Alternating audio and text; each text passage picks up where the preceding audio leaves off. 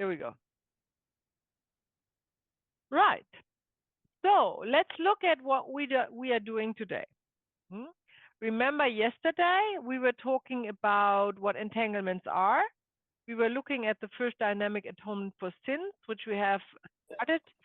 We will continue here with it. And we were looking at the powerful. And which word was the one we were addressing yesterday? Yes. Yes, right. What is yes standing for in family constellation terms? The opening, the step towards. No, not the word I'm looking for. Acceptance. What is the family constellation term for that? What means? No. What the family constellation is for what? The word yes. And please. We're talking about the word yes, focus. What is it standing for? What is this? Obedience. I see you. What I were we see you, talking I'm about last ready. time? The whole. For moving forward. Acknowledging. Sentence of resolution. Who said that? What? Sentence of resolution. I think Who said at the acknowledging. Acknowledge now. Who said it? Me, Joe. Hi, Josephine. Thank you. You won a washing machine. No, it's German. That is German. That's what I mean. Yes stands for acknowledging what is. Right? Oh, yeah. Oh, yes. And Mm. that is the foundation of the work of the facilitator in the method of Bert Helling. It's also the book title of his first and most important book, and nothing you want to miss again. Right? Okay. Acknowledging what is. Right. What is. Today we are looking, today we are looking at another word, and the word is please. This is also why today's part is titled The Importance of Please, because the please word is very important. Please stands for bonding. Yeah? Acknowledge, yes stands for acknowledging, please stands for bonding. And in every family constellation, there is a situation where a bond is not established yet in a relationship or is broken, where it has to be in the orders of love. And the word for this is please. The word please is particularly important where the bond between the child and the mother is broken. And remember, we call that an interrupted movement towards the mother. Sometimes it's also called an interrupted reaching out movement, even more mouthful, as it already is, towards the mother. Yeah. Or abbreviation IMTTM. IMTTM.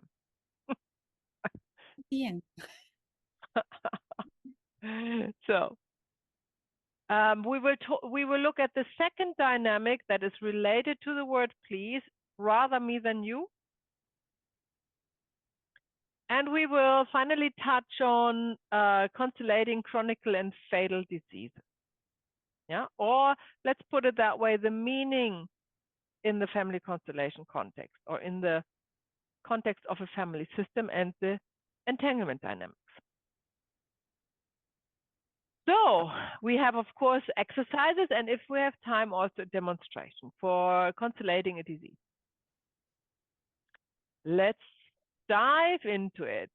We have talked about atonement for sins, so I'm just going to the slide that we had already. to finally come to the one we want to look at today. Here is a graphic how this entanglement dynamic atonement for sins looks like. So we have our entangled person in orange as always, yeah? The particular sign of this entanglement, and that is so often overlooked by the facilitator, is guilt, the feeling of guilt, yeah? That is giving this entanglement dynamic away. So the entangled person, the entanglee, feels guilt, often wants to die, and they don't want to relate to anyone neither. They are very introverted as a representative, yeah? That is also a sign.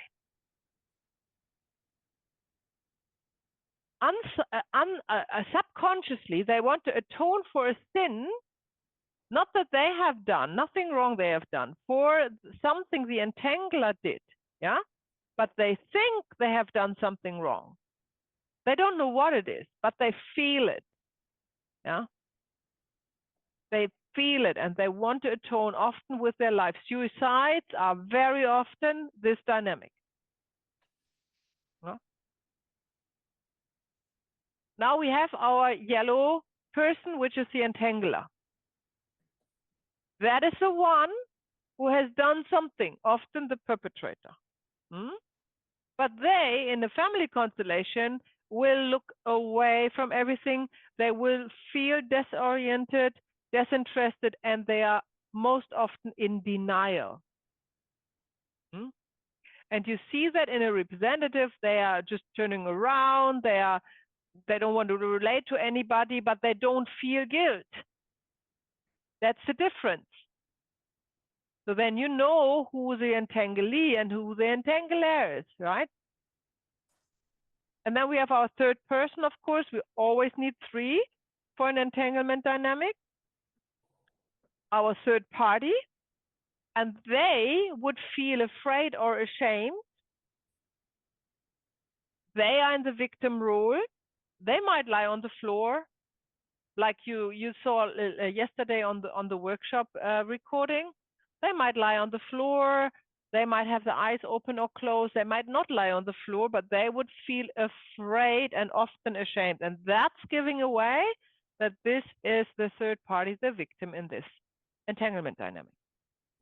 Now, how the dynamic works is, again, there is a deep love between the entangled person and the entangler. They are devoted to each other through a mutual family belief, which is often religious. Yeah. However, they are not drawn to the entangler. The opposite is the case. They are drawn to the third party. Because that is the one they feel they have done something to. Yeah.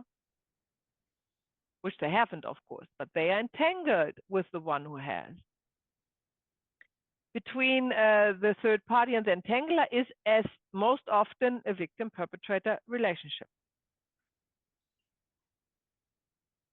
The healing movement is also standard procedure, yeah, that they acknowledge that they belong together and that they are the same. That they belong together through destiny, through the act of violence, because they are in this situation, like equality. So when they come together, you see that in a family constellation, they stand or more often lie together and feeling at peace. And then the entangled person feels a relief, they feel lighter, even joyful, and they want to step away from it all.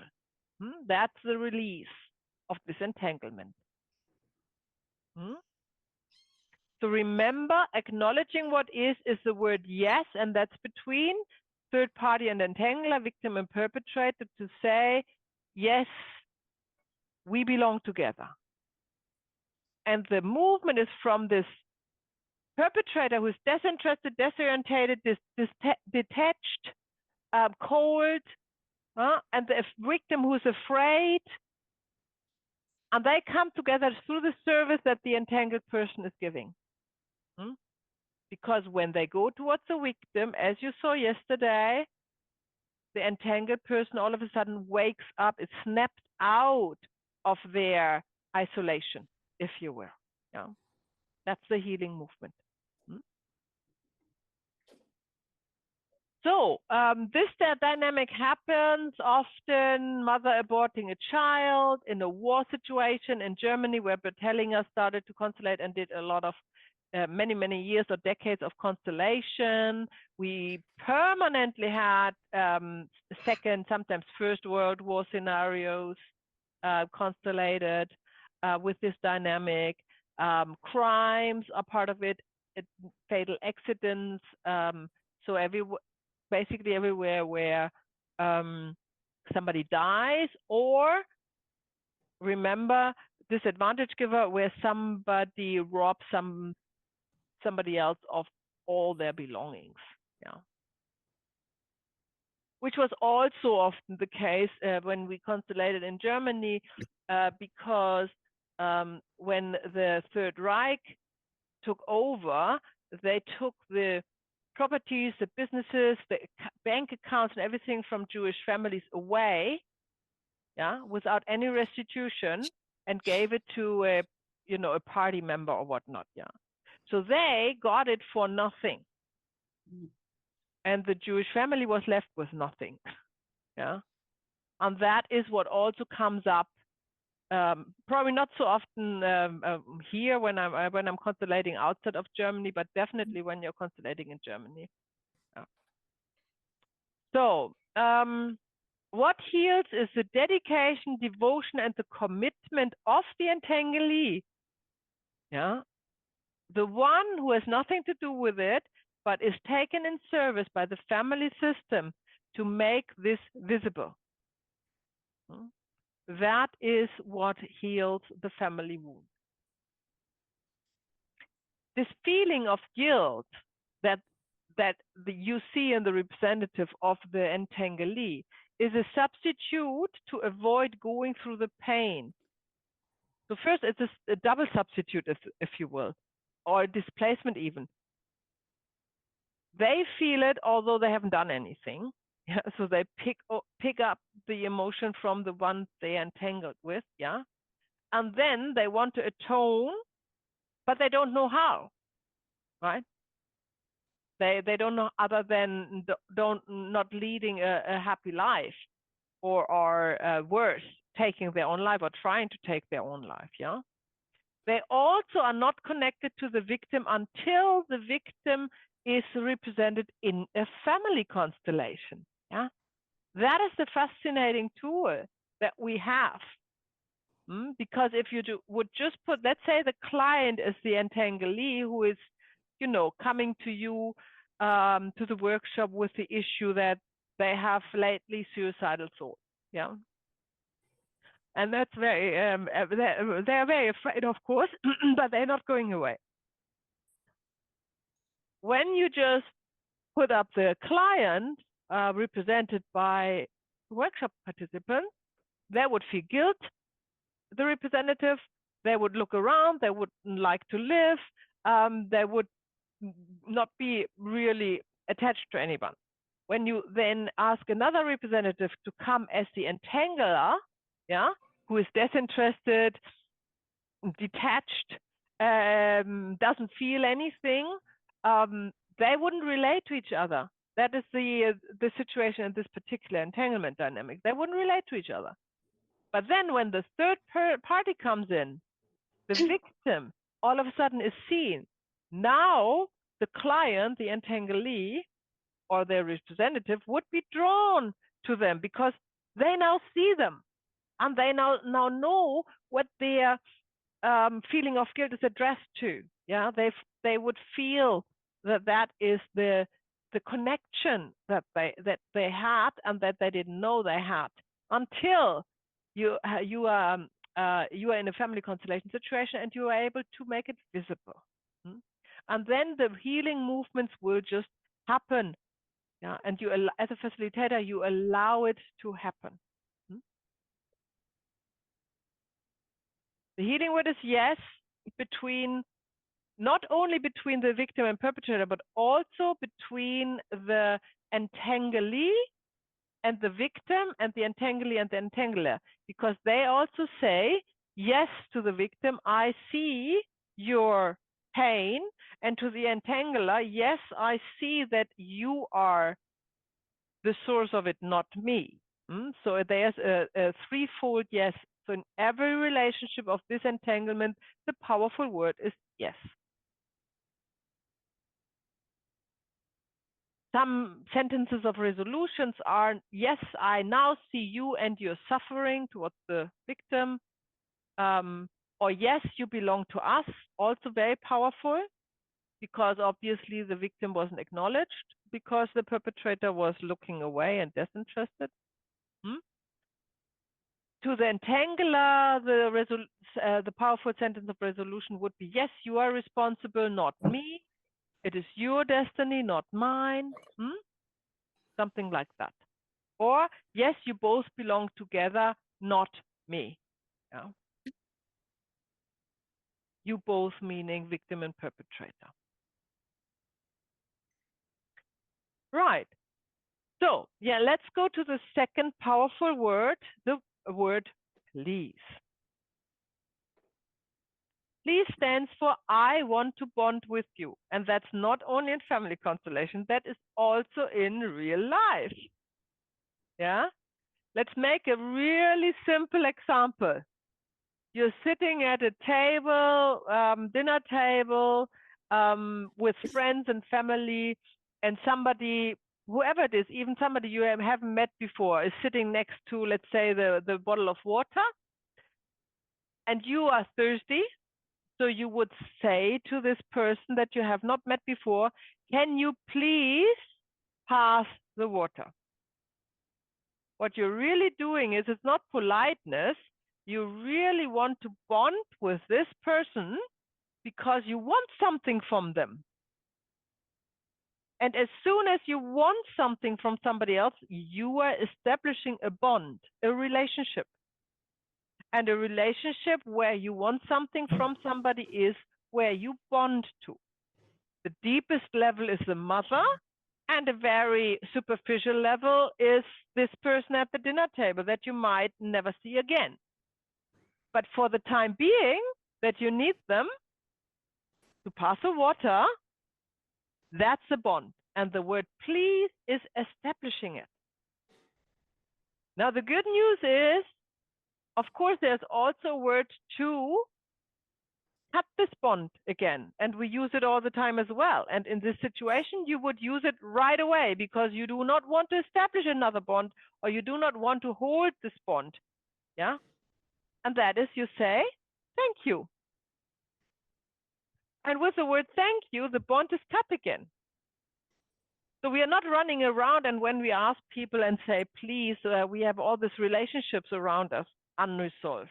We are resolving them immediately. And that's instinctively. That's something we do because we are all prone, or we are energetically resonating with these words, yeah, because they are so strong. So I want to bond with you. I need something from you. And please is often hard to say, especially in a relationship that is an imbalance. You might have experienced that for yourself. When there is a bond and there is a relationship through bonding, and then there is a unbalance, yeah, that makes you unsure if you still want the bond or not. If you still want to rely or not on this relationship, then the please does not come easy. So that's a little exercise you might want to do after this weekend, to observe yourself and others. When do you and when do other use the word please, thank you, and yes, and how you resonate with it, and maybe use it more deliberate. So so you know what you're doing.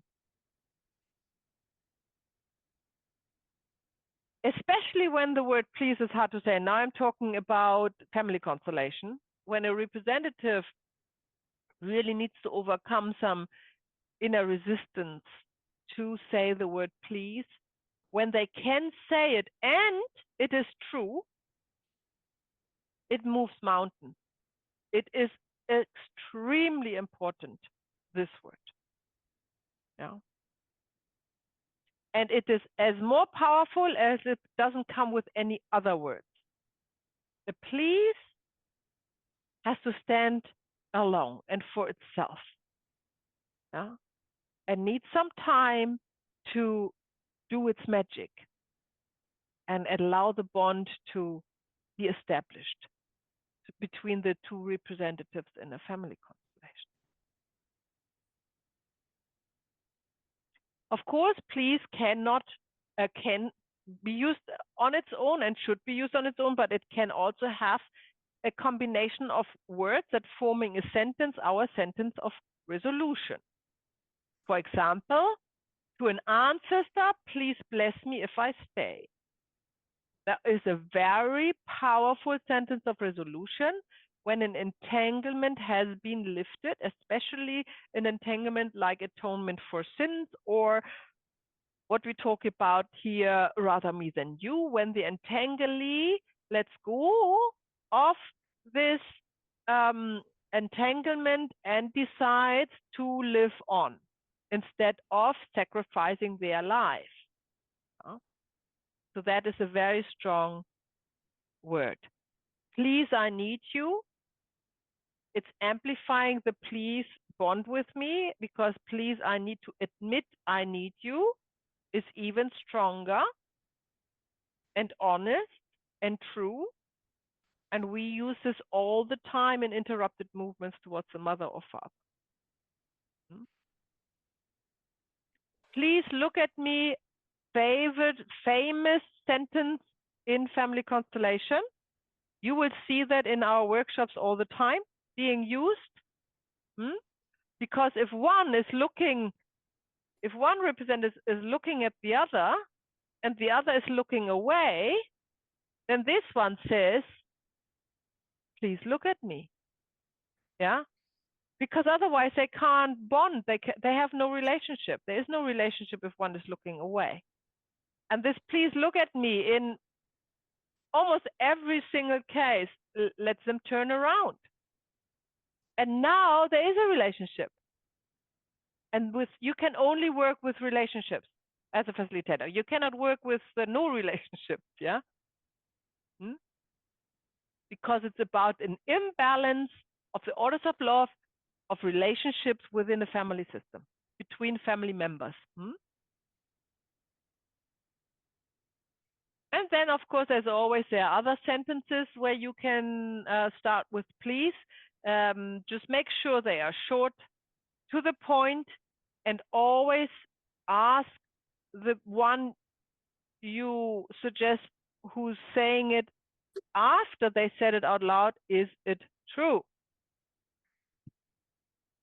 Sometimes you see it in their face and in their gestures, in their whole body expression, that it's hitting, hitting a deep.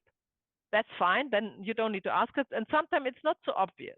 And then you ask, no, to be absolutely sure you're on the right track here. So when do we apply please? In general, when there is a need to bond. Yeah. If a later one, meaning somebody who has born later, yeah, does not respect the order, meaning the ones who came before them, that can be the parents, the grandparents, or ancestors, there is only one word. We learned that yesterday. There's only one word to say, and that is please. You don't need to look any further. It's only please. If the heart connection is lost or broken, that's not only between children to parents in this relationship, but also partner relationships or victim-perpetrator relationships. Yeah. When the yes comes first, to acknowledge the relationship, and then the please to deepen the relationship, to bond, no? If the entangler cannot look at the victim, the third party, which is most often the entanglee, would ask the entangler, please look at them. So this need for bond and relationship can be a triangle. Yeah. If one cannot say please, then we not giving up, because we know they need to say please. Yeah. But they are just not ready yet for this bonding. Okay. Now, if they are not ready yet for this bonding, you need to do something like the little sister of please. Just to find something that is true, that they can say, and that consists the word please. And that would be, for example, please give me some time. And then I will look at you. That is a very common sentence of resolution that is better than no resolution. Yeah? Or, please give me some space. Or, please be patient with me. Yeah? Whatever they can say that consists the word please, is positive and is true, does have some soul movement as a result, inevitably. If not one version of please is possible to say, and you know for sure you are working on a bonding relationship, yeah? If you know that for sure, if that is totally obvious, but the word please cannot be said, then the one who should say please has to become small, go on their knees or bow down. Yeah.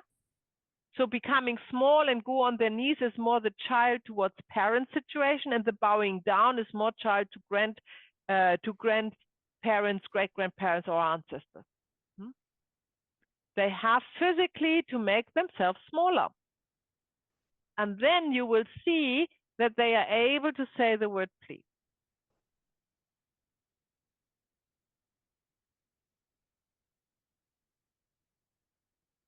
Now we look at when we do not use the word please at all. First of all, if they cannot say it, do not force it. Yeah, that's very important. You do everything to convince them to say it. You give them choices to find something that they can wholeheartedly say. And if they can't, that's it. Yeah. You are not there to make anything right. Yeah. And there's always a small chance that you are misjudging the relationship that you see. That maybe the please is not the appropriate word. You have to, including me and every experienced facilitator, always admit that is that's a possibility. Yeah, always. So therefore, when you come to a point where you are hitting like a wall, that's it. Don't force it. Yeah. Just stop it there. Just break it up there. Yeah. You do not apply please when something needs to end, particularly in a partner relationship. Yeah. If a partner cannot say please to the other partner, I guarantee you the right word to say is thank you. Because this relationship has come to an end on a soul level. And the partner you want to say please is just not capable of saying it because they don't want to bond again. They don't want to be needed. They want to break the bond, and therefore we need the word thank you. So when the word please does not hit anything and you are not working with the child-parent relationship because there's only please, yeah, then try thank you. Okay. If a child is entangled with the former partner of a parent, the child never says please to the parents, to the parents of the ex-partner. Yeah, never says please to the ex-partner. I think that's a slip here. To the ex-partner. The please is only to the parents. Yeah, not to the next partner or a sibling of the parents or anybody else. Yeah. So the most important situations where we use the word please in family constellations is towards the parents. And the please is always starting with I need you. And that is also the strongest bond or asking for bonding what you can do. So be prepared that when you suggest please I need you to the representative of the child to say out loud towards the parent that they are resisting to do it. But we always start with please I need you, always, because we don't know how deep the resistance is, aka how deep the interrupted movement is, until we see it. And we see it by the intensity or by the time it takes to say or not to say, please, I need you. No? That's exactly how we find out how deep this trauma, this childhood trauma sits with this client most often, or with the person, the family member we are working with. If they cannot say, I need you, we try the next best thing. I won't survive without you, because a baby does not survive without the care of the mother, right?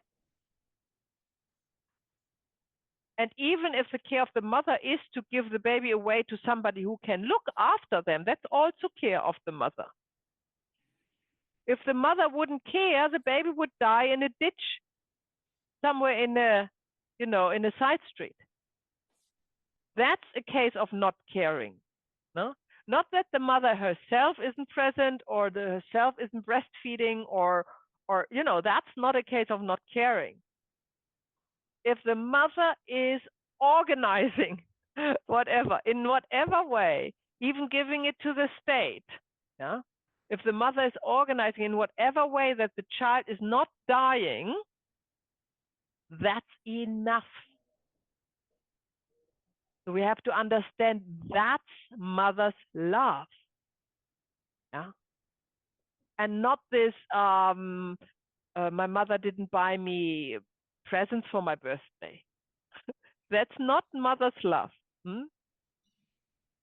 Yeah. And we are only working with this basic love that is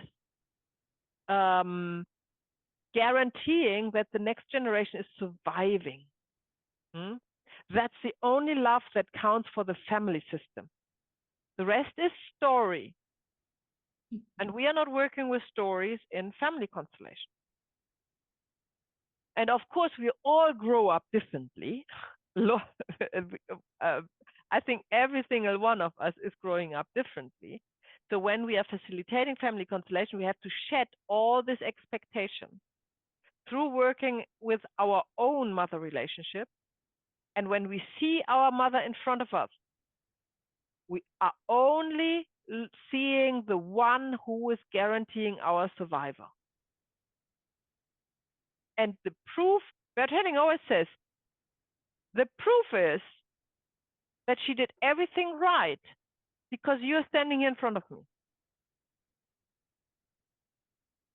If there's anything she wouldn't have done right, you would not have survived. And that's it. And we don't need to know more. But we will talk about the relationship mother-child in module 4 anyhow, again. So I will repeat that there. So I won't survive without you. Coming back to our sentence of resolution is clearly addressing that.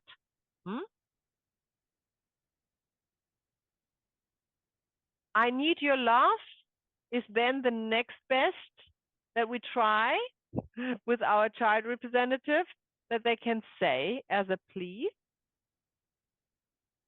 Then we notch it down a little bit and say, I need you to nourish me. Yeah, because we are thinking that's a newborn baby, right? Not a teenager or something. We are talking about like newborn babies. That's where the interruption starts. In the womb, at birth, before, after birth, and then within the first year or two. And then the interruption can still occur, but is not so severe normally. Yeah, the most severe cases are these where the birth trauma, where they had a birth trauma. I depend on you is another please. And then a very mild please is please look friendly at me. You wouldn't use that in a mother-child relationship, maybe father-child relationship rather, yeah? Because children can survive without the father. That's a different relationship.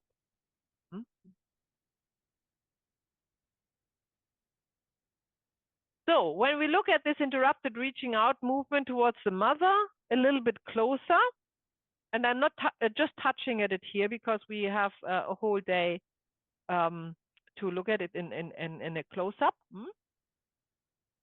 This word please starts the movement again.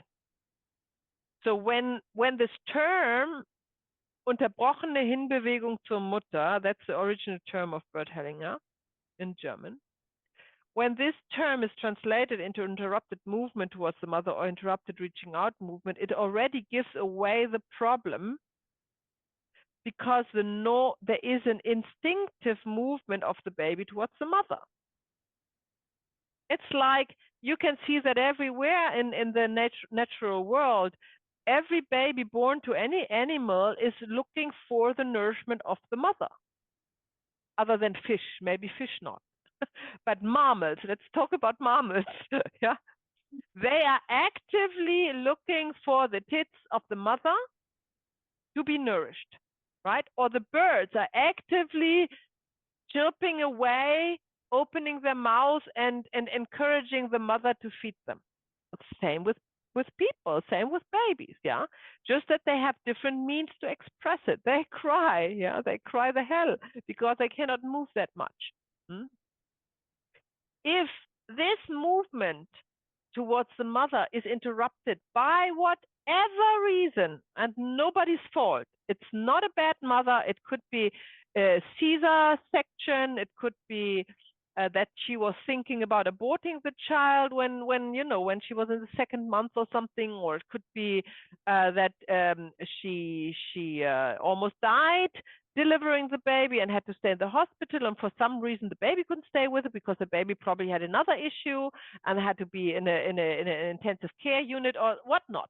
There are so many reasons why the baby cannot, in this critical phase in their life, move towards the mother to get the nourishment. That causes this deep-rooted trauma that we call an interrupted movement towards the mother. And of course, there can be several, not only one in the lifetime of a baby, logically. This word please heals this wound, because when the child can say it, represented when they are adult by somebody else, or representing themselves, when they can say it magically, because they are starting to bond again with the mother, establishing back this bond where the love can flow, they can open their heart and receive mother's love. Because that's the problem. They have closed their heart. This trauma has forced them to close their heart. And although mother's love is there and was always there and will always be there, they cannot receive it. That's it. And therefore also, you will see that in the workshops, we do not allow the representative of the mother to move towards the child. In no circumstances that is correct. Yeah. Because it would not help the child. The child has to go to this moment where this instinctive movement towards the mother was interrupted and overcome this step and move on. Yeah. And this movement is literally what we are facilitating in a family constellation. Yeah. And it's literal a movement of the child towards the mother. So this title of this dynamic gives away what we have to do. Child moves towards the mother. And if you have a representative, a representative that loves that child and is so happy that they finally look at her and they want to rush to them and hug them, you have to stop them. They have to go back to where they stand. Yeah, otherwise it's for nothing. It's just show. The movement of the soul is literally, physically moving towards the mother, because every step you will see in the constellation, and when you observe that also in the virtual one, because we will, say how many steps they move, every single movement that the child is doing towards the mother can change the dynamic. For example, the first step can be easy, and then all of a sudden there is a hold, and they cannot move anymore.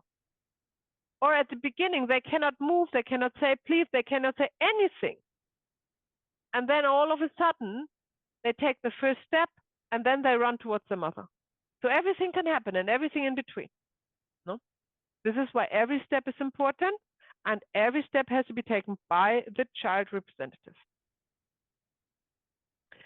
The movement, however, is ignited with the word please.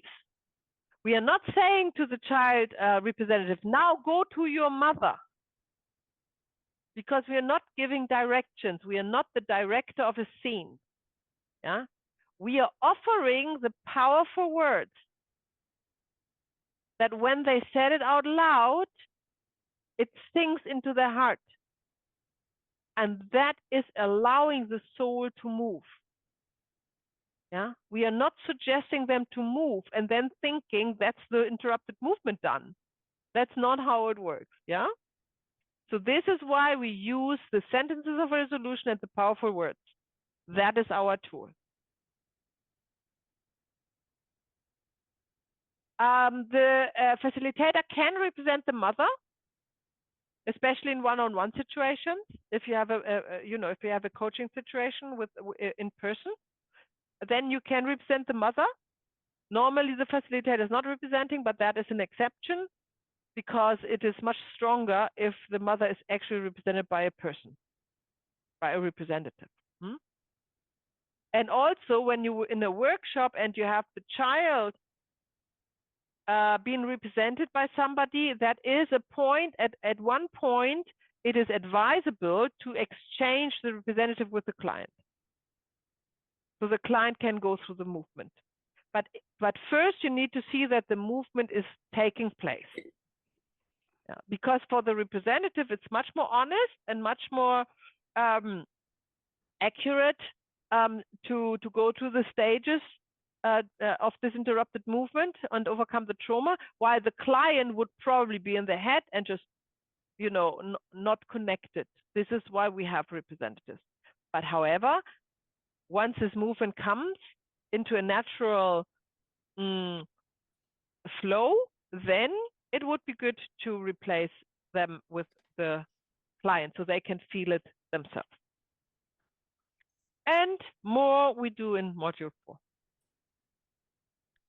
So that was the most important part to use the word please is in this mother-child relationship, from the child towards the mother. Now we, of course, apply also the word please in a relationship. Can be romantic relationship, can be victim and perpetrator relationship. Yeah. Please look at me is the initiation of a relationship. But of course, and I see that in our practice workshops, and I always have to smile, You don't need to say that when they are looking at each other, right? You only need to say that when one is not looking. So if two people are already looking at each other, you don't say, please look at me, right? That makes no sense, okay? So be careful when you use the words, not too robotic, not too automatic. Yeah, they need to be spot on. That is the art of facilitating a family constellation. You find the word that is spot on, yeah? So please look at me is only when one is looking away. One is looking, this one can say, please look at me. And then the other one would most likely turn around. Please stay with me. If they are looking at each other, but the one representative is kind of starting to turn around, then the please stay with me might move them back. Yeah. Please forgive me is a very ambiguous word.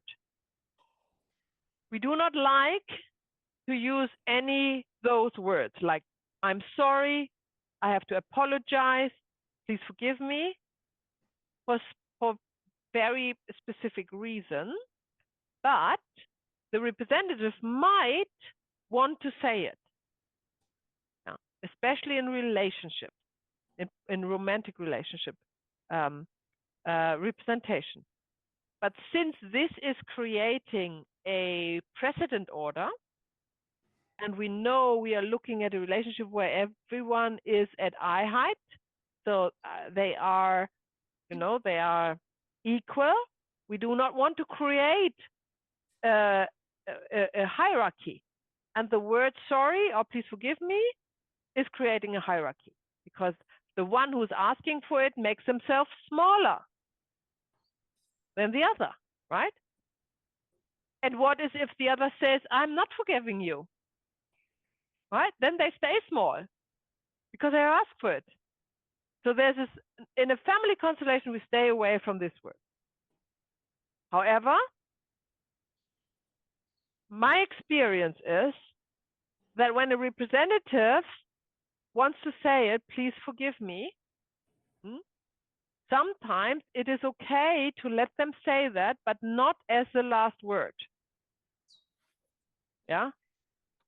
I'm just saying it's not advisable and it's not desirable. It's not a powerful word at all. Not powerful. The please is powerful. The forgive me is not. So we are emphasizing the please because if that's the only please they can say, for goodness sake, they should say it. But then we move on because we want to hear the word please and not what comes after. Yeah. In a relationship, it is fantastic if they have children when you have a representative for their children or their child, and then the partner can say to the other who wants to bond with the partner, please look at our children. Remember, it doesn't matter what the please is addressed to, in which context the please comes, the please itself has the power to create a bond. Yeah. And that's the important thing. It's about the please. Make sure they can say a please, and if they have a child, then that's what they can say normally. So now we have different relationships, for example, to the ancestors. Yeah, here is the best way to use the word please is please look friendly at me, especially if they were, we said that before, just coming out of an entanglement dynamic. Yeah. Sometimes it is advisable to ask them to say, I'll live a little bit longer and come then too, especially in the I follow you dynamic, which we look at tomorrow. Yeah? Because that's what they want to say. Because yes, the entanglement is lifted, but there's still, of course, the relationship and the bond is still there. Because they are family members. They belong to the same system. As always, sometimes you have to address, you have the representative representing God or whatever religious figure is as predominant in this family system. Yeah. I was just contemplating, can you ever say please? Nothing came to me, but you might find something, but something that really resonates as true is difficult to find, I'd say. To a perpetrator would be a good please look at me and how much it hurt me. Because the victim hasn't been acknowledged normally by the perpetrator. Or if they see the victim, they don't see their suffering. They don't, if they would have known how much they hurt the other victim, the victim, and if they would have known that they belong together and form a bond, and that they feel the same in the end as the victim on a soul level, they would never have done it to start with. Yeah? So saying that, when the perpetrator says in a family constellation, we are not talking about real life here, right? Never mix that up with real life. When the family constellation, the perpetrator representative says, please, when the victim says to the perpetrator, please look at me and how much it or you hurt me, that is the bond that is establishing, that you want to be established, yeah, before they can then say yes to each other. Often it's first the please and then the yes. To a victim, we have again this forgive me, yeah, but we are not emphasizing on forgive me, we are emphasizing on the please, yeah. So here would be the please forgive me, I didn't know that it hurt so much. You can also take this forgive me away and say just I didn't know that it hurt so much. So then it is more going into acknowledging what is, into a yes, than into a please. So whatever is necessary to say for them to be able to bond. Again, if it's about money or possessions, then it would be please accept my contribution, right? Because that's what they have nothing else to give. Yeah, that's how they balance it out.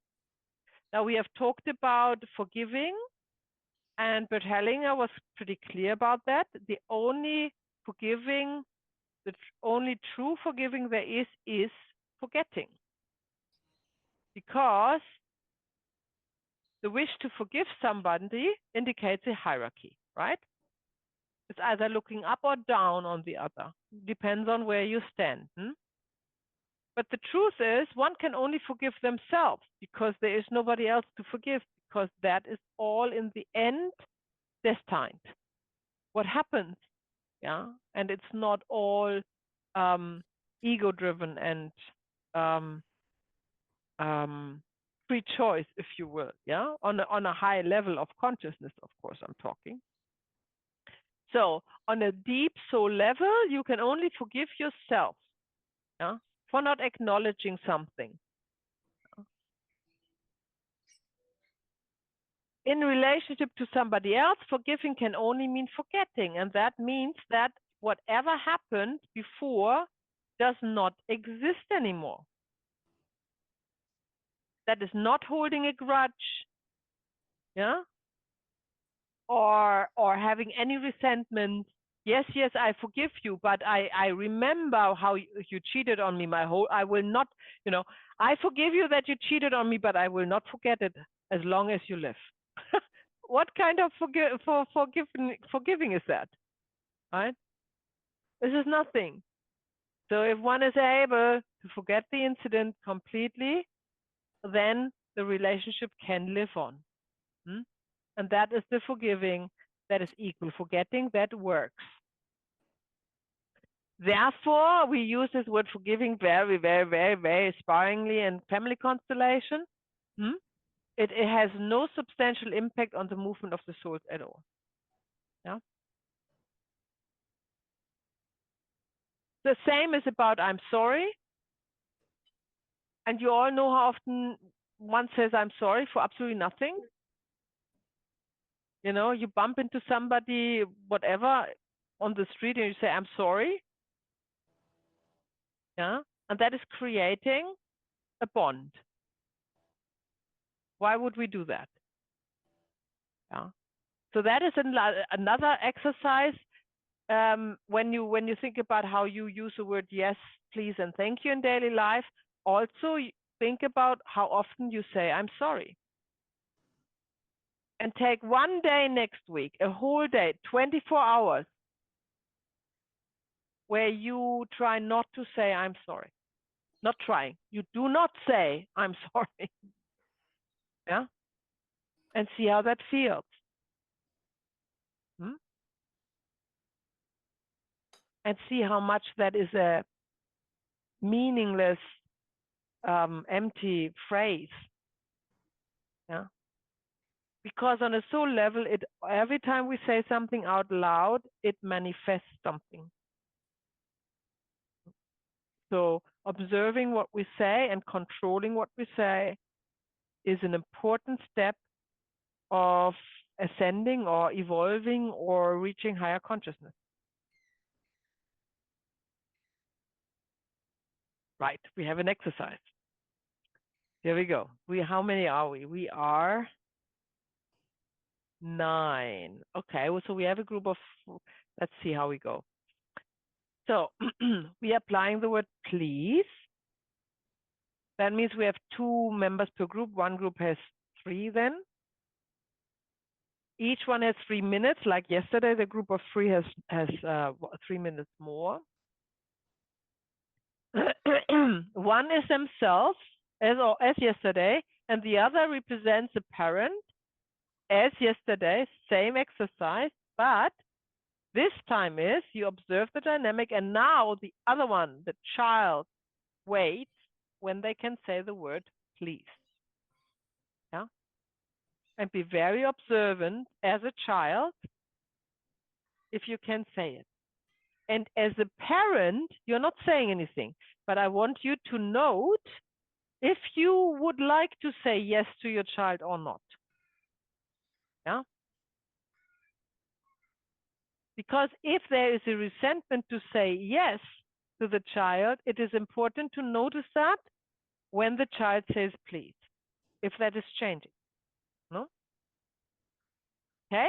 And I will announce when you can swap, so you don't need to look at the watch or anything.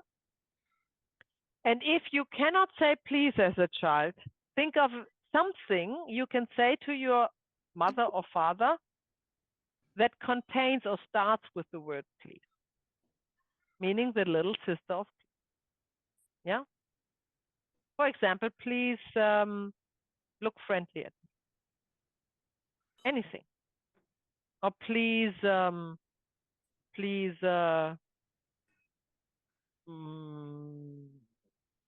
stay a little bit longer. Or anything. However, what you can say that you can say. Okay? Don't rush it. Don't rush to conclusion. Don't say it in the first minute. Take your time. Yeah? Okay. So, let's put you into breakout rooms. So how many do we have? We are 8, that's 4.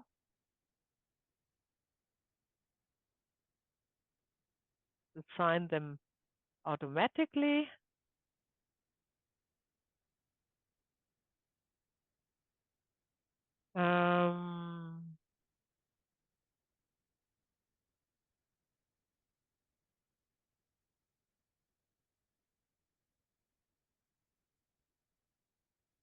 Here we go. All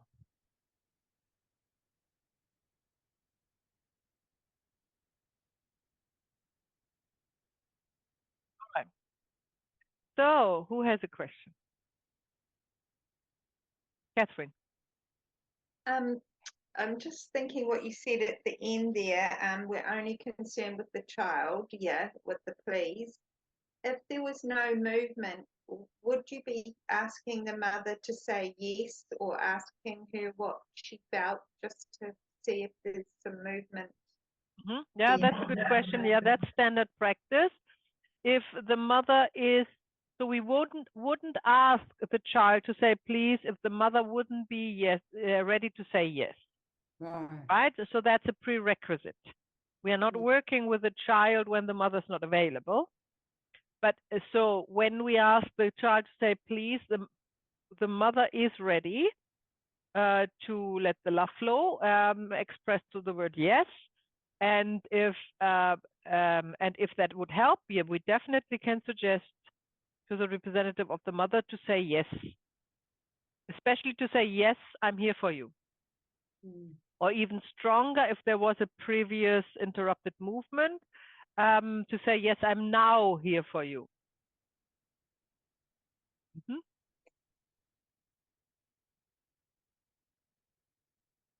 Anything else?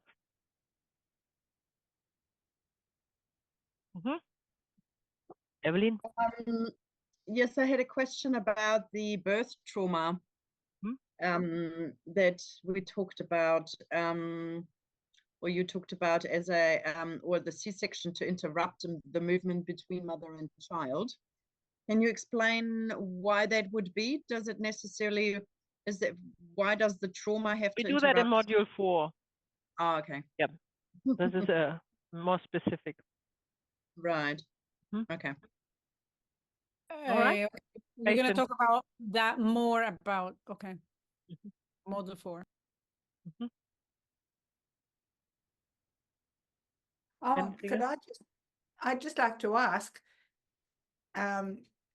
is this video recording available as soon as this finishes tonight, or when No, when does it takes up to a week.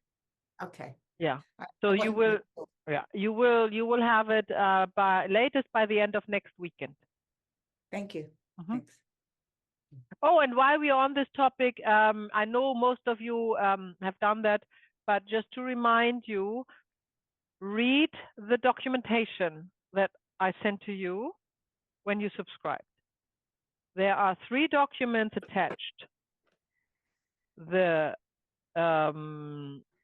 overview over the training, the list of recommended books, and the Q&A. Yeah? Read these documentation. They are there for a reason, because most of you need the one or other information from it. Yeah. There's also troubleshooting sections regarding technology. Yeah. What is if? Yeah. And it makes also hopefully clear how the booking process works with the coupon codes. And that just as a general rule, that if a module or a workshop is not booked, that's how the system works everywhere. You can't get in; it's closed. Yeah, there's no way to let you in when you haven't booked. And the booking can be done anytime. You can book now modules 3 to 5 today. There is no reason to wait for last minute to book something. You can book all the workshops that you want to attend to now. And that has the advantage that you get a reminder 24 hours before, yeah, on your email with the Zoom link. And also when you book now, you can put it all in your calendar and you can block it and nothing comes in your way. The only difference is the trainee only event, which is a practice workshop, and the training call, where you don't have coupon codes, which this link is available on the Google Calendar. Yeah. And I also posted at the moment on the WhatsApp group as well. That's different. But all the other events going through the booking process with the coupon codes. Yeah. And they can then anytime, as soon as you see the event on the website, you can book it. Clear? Laura? You are muted. Is this the time to ask those kinds of questions or to do it in the WhatsApp chat? Well, what? No, we can definitely go through questions when you. So the link that I used today that you emailed me is the same link I'm going to use for tomorrow? Yeah. And when I booked 3, it didn't go to my calendar, and I tried to book I booked module 3 last night, and I tried to put it in my calendar, but it wouldn't let me. And I can't get back to the page where it says add this to your calendar. You're talking about module 3? Yeah, when I booked module 3. Yeah. And I booked module 4, and I think I did 5. And 4, it asked me add your calendar. I said yes, it did it. And then 3, I couldn't do it. So it's No not idea it. what happened there. But the date is always available on the website anyhow. You can put that manual in your calendar. But I won't get an email reminder if it's not in my calendar. Yes, of course you get it as soon as you booked. Okay. It has nothing to do with the calendar. That is Okay. whatever, Google or iCal or whatever they do there in the background. So when you are booked and you get a booking confirmation, you receive a booking confirmation when you book, and then you will receive a reminder a day before the event. And ideally, both of these should have the Zoom link. Yeah. Okay. Other than the trainee only event, where you have to retrieve your the link on the calendar in the training community page, right? The Google Calendar. And read the Q&A. It's all explained there, hopefully good enough. So you will understand it or remind yourself how it works. Good? Awesome. So any other questions? Maybe regarding, who was that, Josephine? Was it a question? No. Oh, no, but Werner? Werner has a question. My question is in regards to, I remember once upon a time in the constellation, a child that is dead is a missing child in the family. And let's say it was the arrogant. Does the dynamic does the same thing? Yeah. Mommy, please, and it does everything? not matter if the child has been born or not. Every child that has been conceived is part of the family system. Orders of love 1. Yeah. In that case, the child was aborted. Yeah, doesn't matter. Every child that has been conceived is part of the family system, order number 1. It comes in the right order of precedence, conception, order number 2. Order number 3, it has its rightful place in the family. If not, it's unbalanced. So a child that is missing out of the family, especially an aborted child, has 2 relationships towards the mother, if we're talking about the mother. The one of them is a mother relationship, which will most likely be an interrupted movement.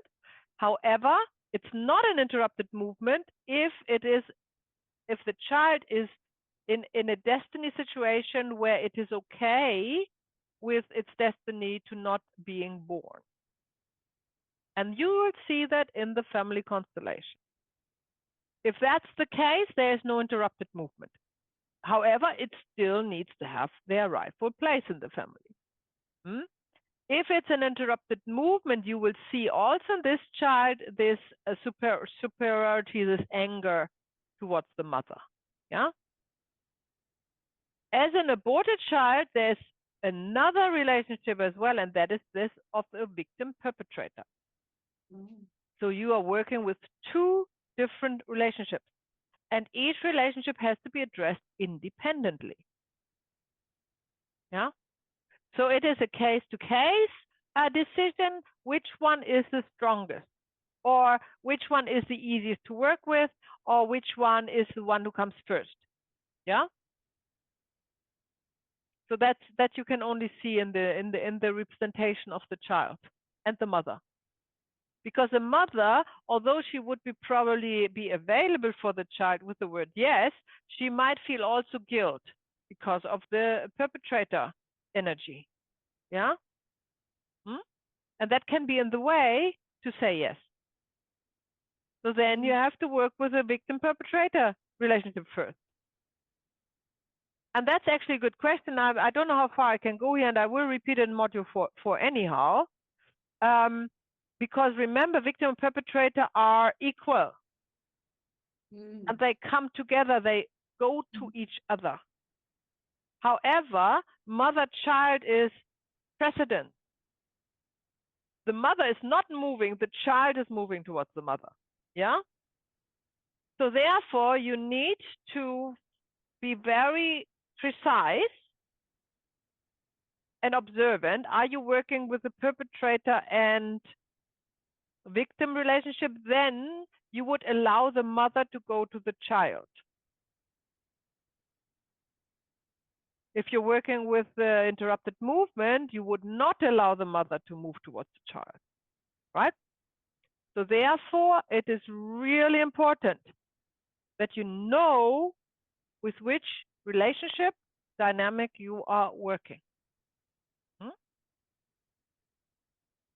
And you can indeed work with both one at a time. In this case, when there is the guilt of the mother felt that is preventing her to say yes to the child, then the victim perpetrator relationship needs to be established first with coming together. Let's make a concrete example. The mother would go on her knees towards the child who's on the floor, yeah, and would say, we belong together, yeah? And then when the child has relaxed and is losing its fear or shame or whatever feeling there was, then the mother gets up again and is taller than the child. And then you see if the child has no problem to hug her and say, please, or if there's a distance again, yeah? And then the child has to go towards the mother. So that's really important, that in this case of abortion, there is a double relationship. And that's pretty much the only one I can think of where this is of relevance, where you see that. Okay. Laura?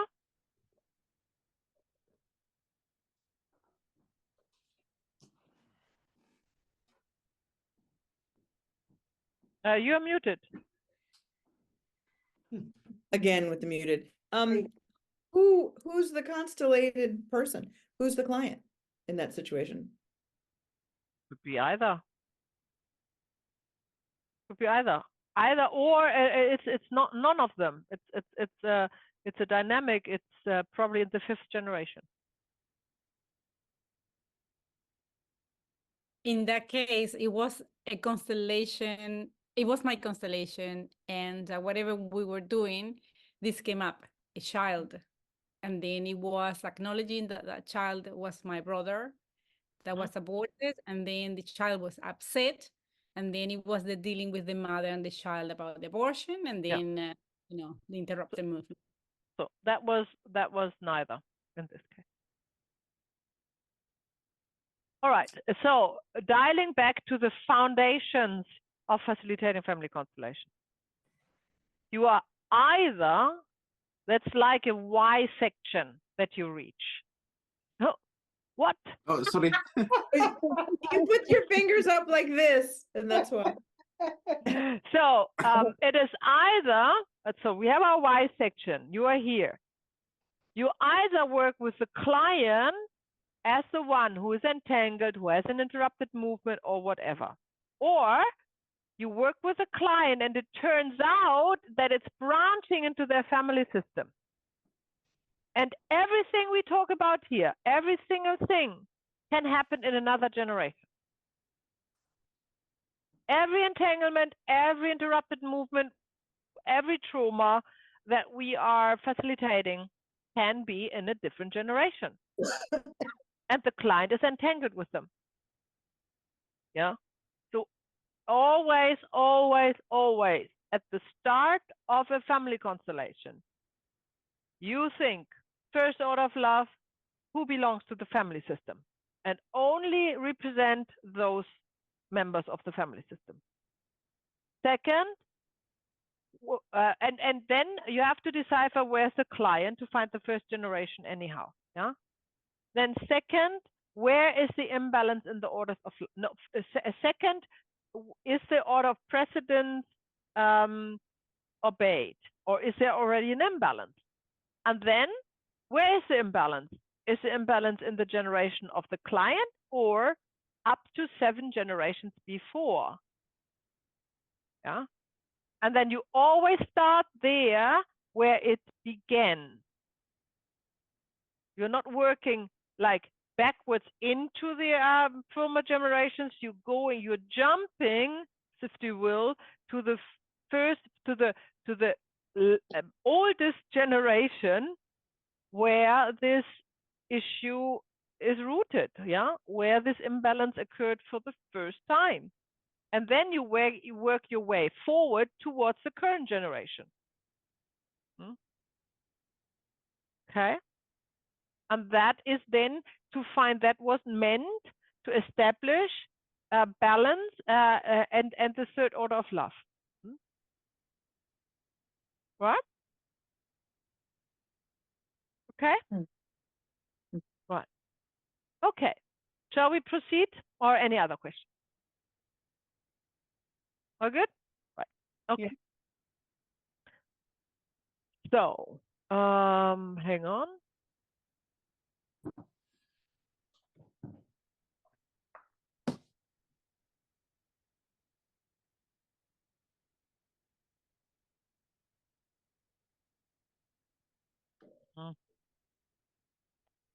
Find it.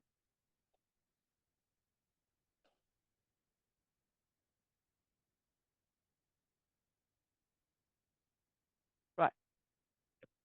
So now we are looking at the rather me than you dynamic. That's the second of 3 entanglement dynamics that we talk about, where victim and perpetrator are involved. The rather me than you dynamic is a violation of the second order of love. Who comes first?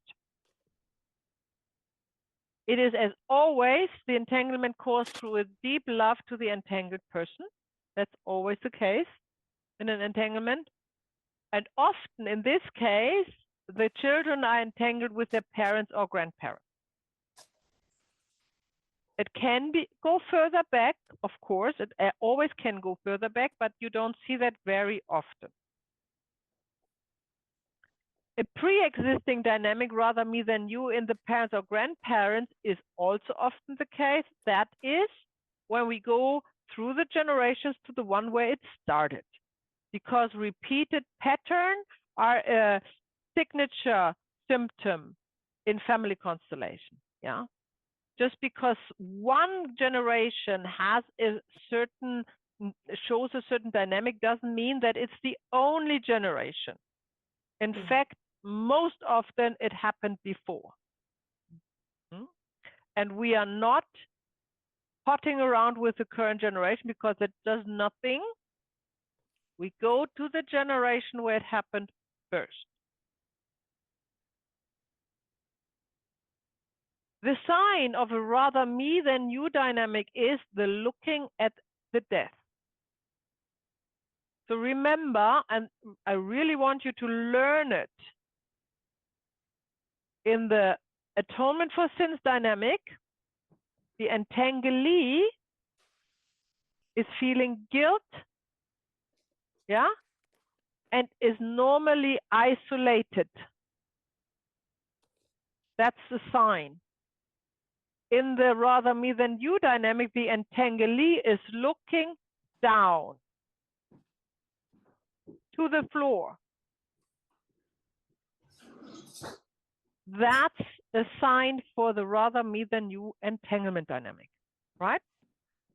And we call that looking at a death, at the death, because they are looking at somebody who is dead. And that is through looking on the floor. Rather me than you dynamic is often, the symptom of this dynamic is often in eating disorder. And the ones with the eating disorder, they say subconsciously, rather I go than you, meaning rather I die, rather I starve myself to death than you. Another sign is anger towards the parent. Yeah. there is also the entanglement dynamic. It could be a former partner entanglement dynamic, but it can also be a rather me dynamic. Rather, I am angry, like say, towards the mother than you, right? That wherever you can formulate the sentence, rather I do this than you have this dynamic. This is why it is named after that. Yeah. It is a strong emotion taking over by someone else. That is typical for an entanglement. But other than atonement for sins, where the entanglee takes over this feeling of guilt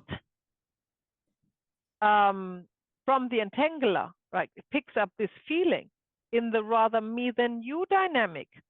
They take it over from the other, the third person. Yeah. And that is also, I show that in the little graphic later, how the movement goes. So here we have the entangled person, the entanglee. They looking at the floor. If you have a constellation and somebody's looking at the floor, there's mainly, well, there are three possibilities. One is it's a mother looking at a dead child. That has very particular signs. We will talk in that module 4. The other is, it is somebody looking at like a war scene, like a field of victims. Yeah, that has also very particular signs. And the third option is that it is and that's together with a mother looking at a dead child. The most common one is that the entanglee is looking on to the floor, and it's no signs of mother energy, right? And that would be the sign that we have an entangled person in the entanglement, rather me than you. We also know that because not only because I look to the floor, because it could be a mother looking at the child, we ask what they feel, and they would feel pain. Yeah? They would feel pain. A mother looking at the floor to a dead child wouldn't feel pain. They would feel sadness. Yeah? But if they feel pain and hurt and looking to the floor, that's an entanglement in the rather me than you dynamic. Then we have the entangler, or a yellow person. And the third party, our blue person. Yeah? They would lie on the floor, have their eyes open or closed, and they would look at the entanglee, at the orange person.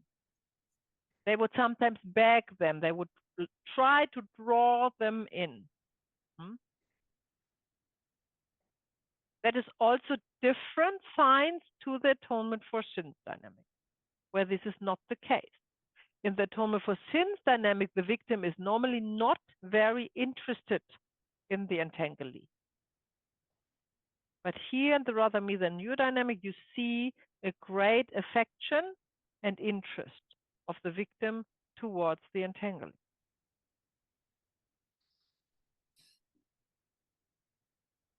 As always, there's a relationship with the entangler out of deep love. And what they do is they take over the suppressed emotions of the entangler. And here you can see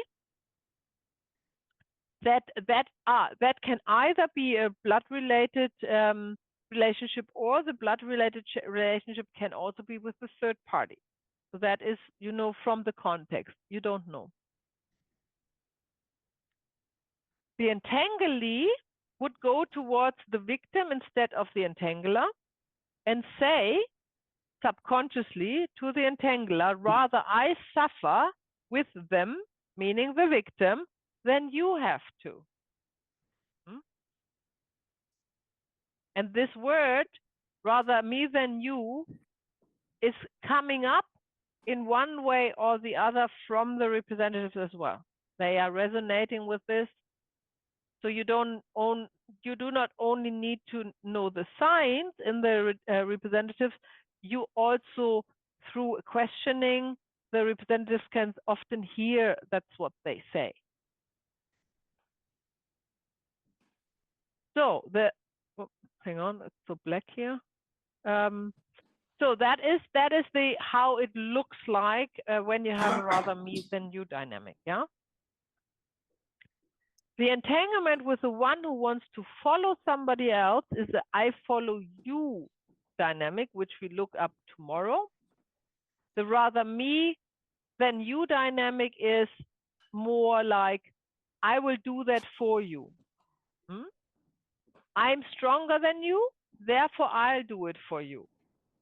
And since, remember, it's a violation of the second order of love, the one who came later, the descendant who is entangled, always comes after the first one. They cannot take over their destiny.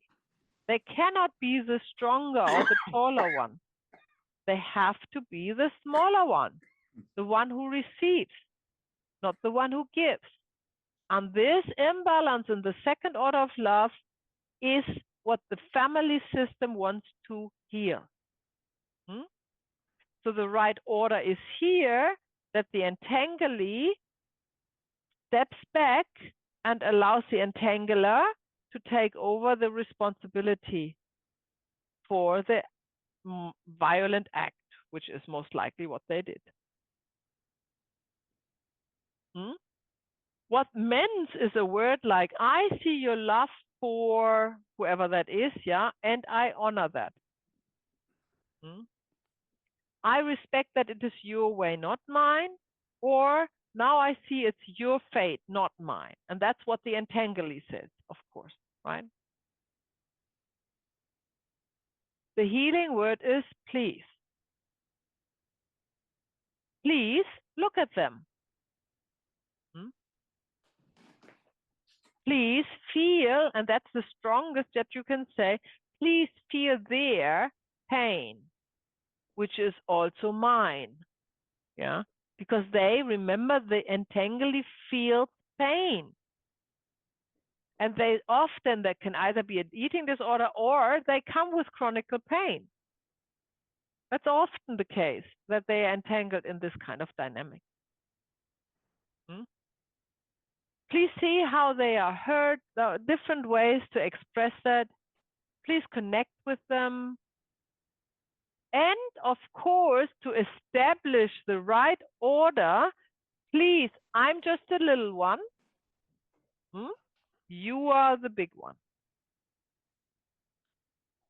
That is very precise putting back or mending the second order of love in this family. Also, a very good sentence I use a lot is, please, this is too much for me, too much to carry. Yeah. So please take it over. It is your burden, not mine. So these are all the healing sentences of resolution that you can choose from. But the please is more important than anything else. The word please alone can heal disentanglement. So what is a healing movement? First of all, step one, the entanglee acknowledge their place after the entangler. Second order of love, order of precedence. The healing word is please. Please, I'm the little one. You are the big one. You came first. I came after. This is too much for me. I cannot carry that. Yeah. Then the healing movement step two is acknowledging between the victim and the perpetrator, third party and entangler, that they belong together. The healing word is always the same, yes, because it is no precedence. It is equality, yeah, in the orders of love. And then they come together, you see that in the constellation, they stand or more often lie together, and they both feel at peace. And that is releasing, as always the same, and that is releasing the entanglee from the entanglement, and they want to step away, like you saw yesterday in the workshop, when the client's representative said, I want to leave them now, no? And then just wants to leave. And that's exactly how they feel. And then you know, aha, this entanglement has been lifted, detangled, whatever, healed.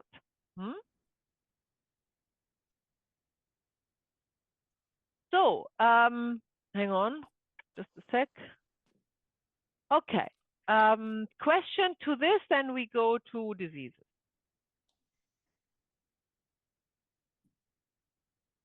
Okay, so when we talk about disease, we will talk about diseases at another point as well.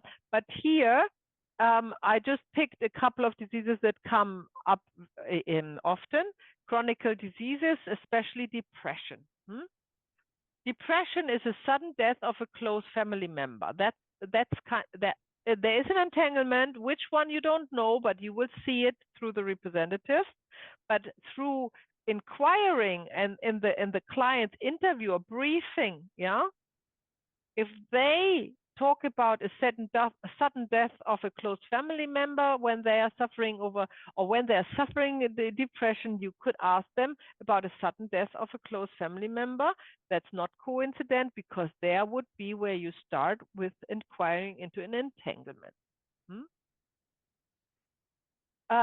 Psychological confusion of psychosis or schizophrenia, like a very severe case of, you know, depression, if you will, yeah.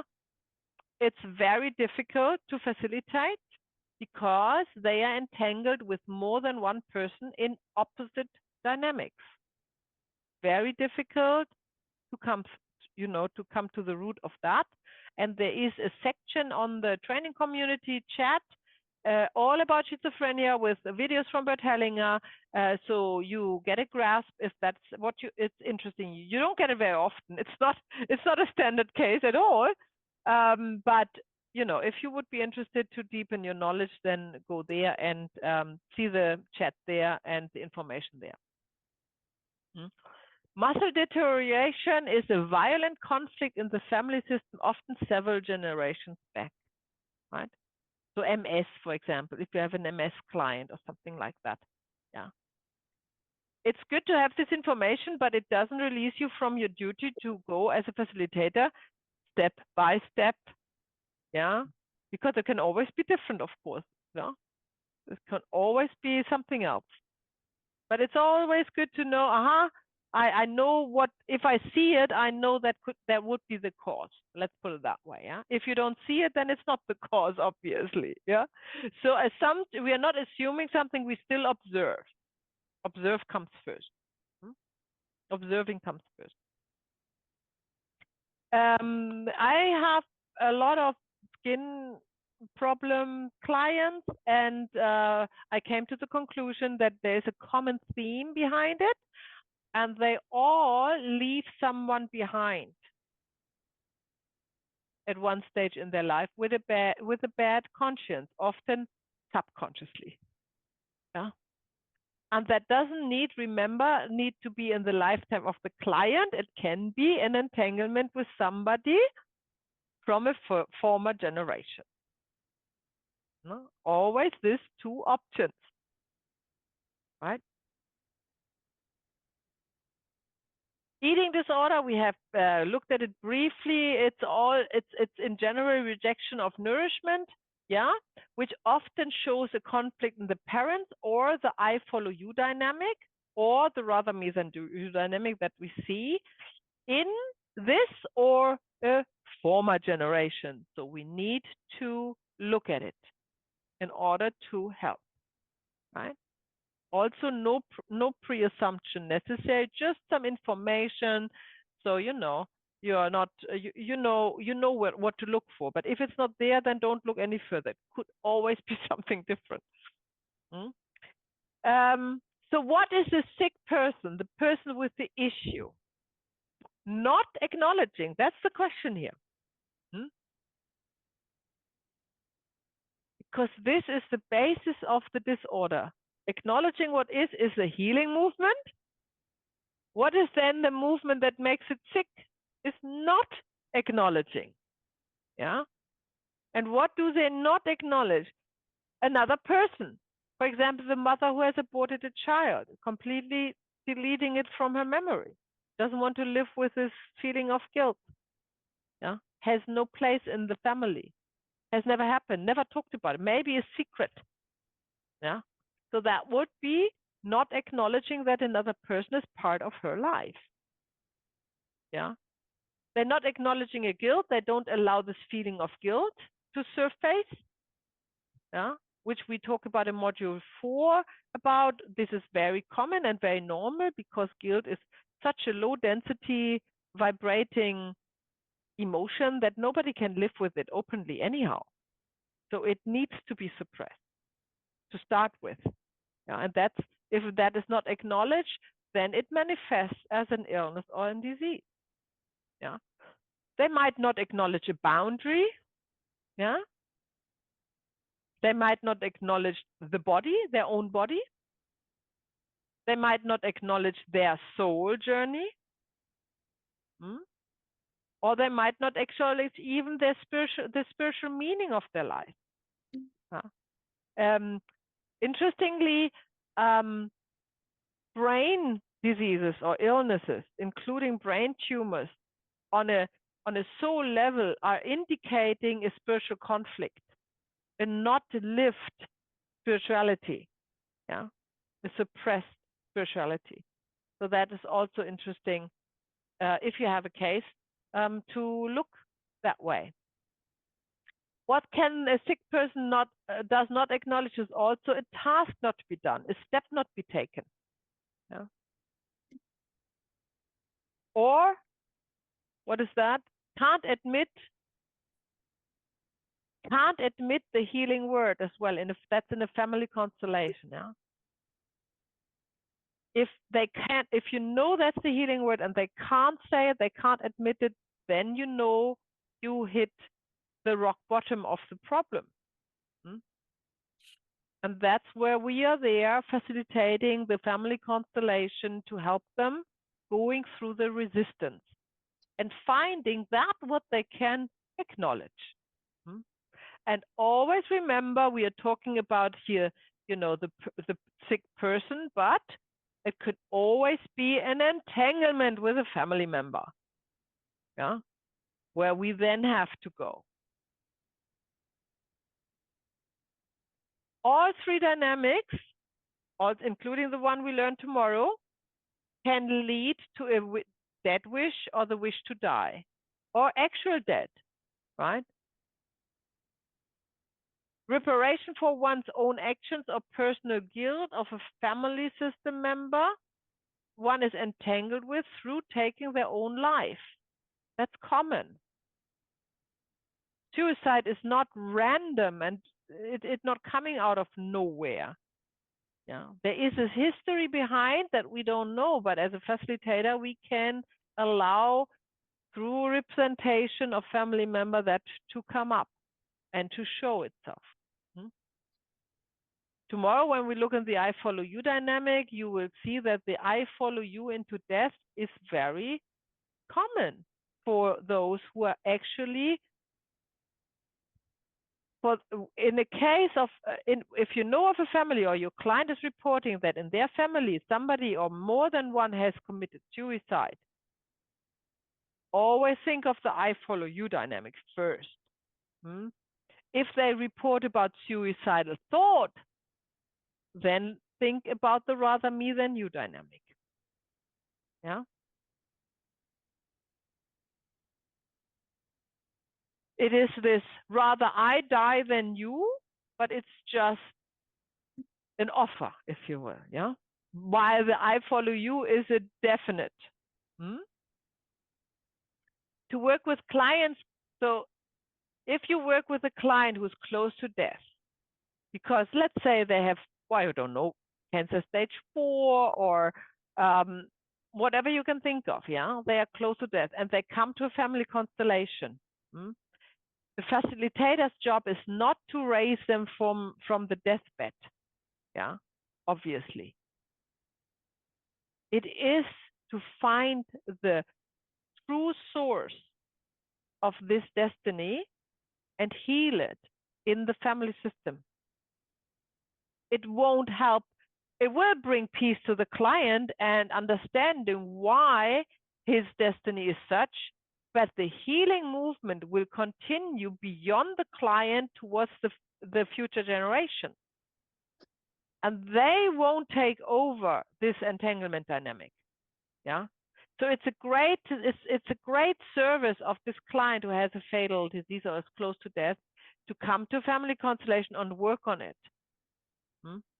Because they are in service of their family system.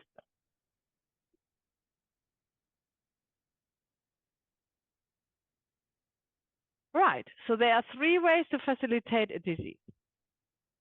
First of all, you go with the client into a guided meditation, yeah? And I say MGF, it's a morphogenetic field. And the morphogenetic field will reveal a person that comes up. And then you start to facilitate with representing this person. Or the client chooses a representation for the disease. That's probably the most common way to facilitate a disease in a family constellation. Or a classic constellation is to put representatives up for all family members and see where the imbalance shows up. And that's called the old family constellation. We talked about that in the first module. That was state of the art until the century, start of the century. And from then on, Bert Hellinger developed the new family constellation where you do not need every generation represented.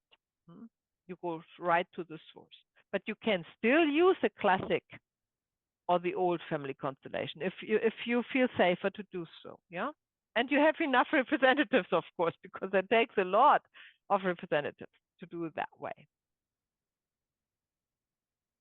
Okay, so last but not least today, I show you how to facilitate a disease. And let me just see if there's something else coming. Nope, so I stop sharing so I can see you all. So obviously we need a guinea pig. So if one of you has a disease that you want to look at, put up your hands. Katharina was very quick, so go with her. I think maybe someone has more serious, so if they want to go first. Mine is rosacea, like, you know, I'm getting really red cheek. Okay. Oh, well, that's a good idea. We ask everyone what they have and then we decide.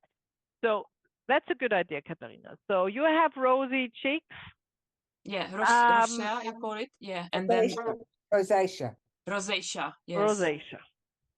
And Evelyn, what was yours? I have had numerous prolapsed discs and have numbness down my leg and muscle deterioration and in my foot and in my leg. Yeah, my dad's got it too. Aha, that sounds interesting. Amazon. Who else wants to put forward something? Virna, yeah. Mine wasn't personal. It was my daughter. And then I thought, no, this is for the group. Okay, right. Right. So shall we go with Evelyn then? Yeah? Yeah? Okay. Good. All right. So explain a little bit more about the disease, Evelyn. When did it start, for example? So it started quite a few years back. Would have been maybe 15 years ago, something like that. How old were you then?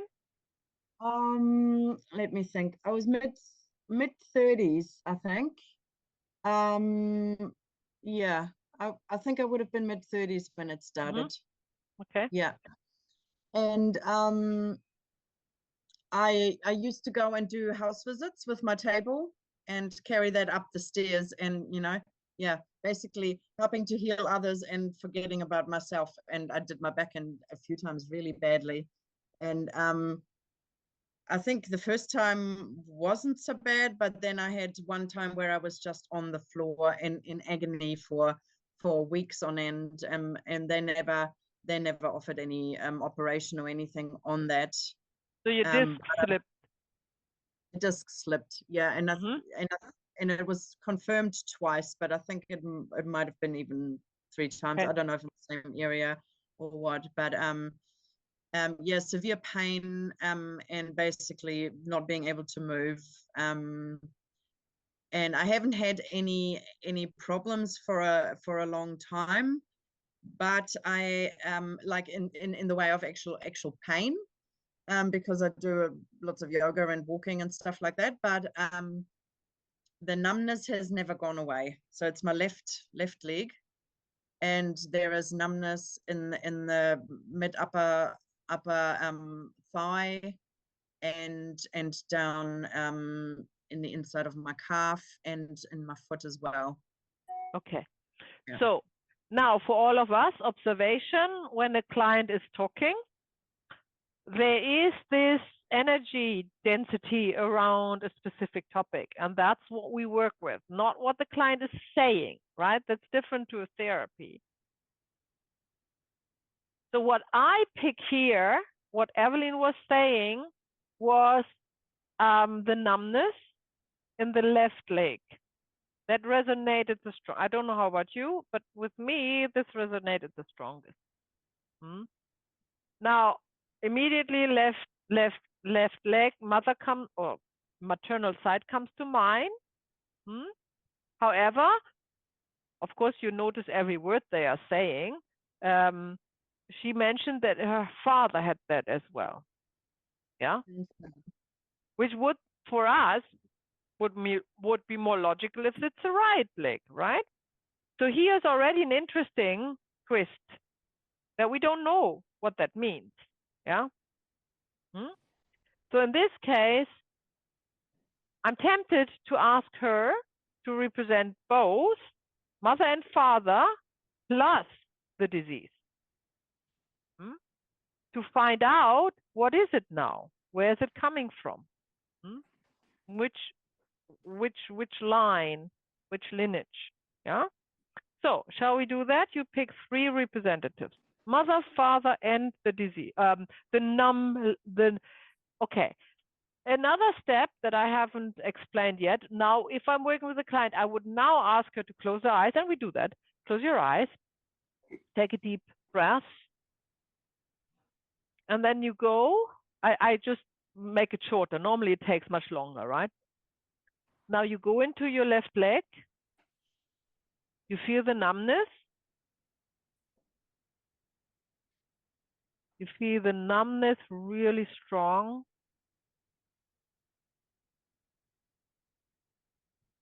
What emotion comes up? Helplessness. Helplessness. Now we know that it's most likely the father, because the father stands for safety and security. And when one feels helpless, it's often an interruption towards the father, that there is an imbalance, or with any male figure in her maternal line, right? We don't know that, but we know that that is more likely. So we have another information, if you will, that we can inquire if it's true or where it is leading us. We could also decide at this stage to only work with this emotion, yeah, and have her this emotion of helplessness represented. And I'm actually thinking that's exactly what we do now. I would like you to choose a representative for the emotion of helplessness because it's probably a shortcut. I was just thinking that's probably the shortcut we were looking for. Yeah. Who would that be? I'll choose Werner for the helplessness. Who? Werner? Werner. Okay. Okay, Werner, take a breath.